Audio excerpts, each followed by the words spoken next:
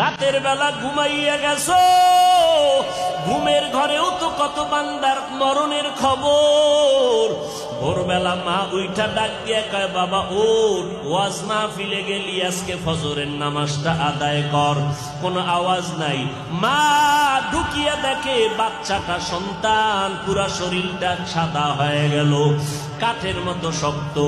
মা একটা চিৎকার দিয়া কয়, তোরা কোথায় আছো দেখ, আমার বাবাই বুঝি দুনিয়াতে আর জিন্দা নাই। একটা চিৎকার দিয়া কয়, তোরা কোথায় আছো, আয় আয়, আমার এখন আব্বু বলিয়া কে ডাকবে? আমার সন্তানের আম্মু ডাকে আমি এত মজা পাইতাম, আজকে আমার সন্তান দুনিয়ার থেকে বিদায় হলো, আমারে আম্মু বলে কে ডাক দিবে? ও সন্তান, ওই মা বাবারে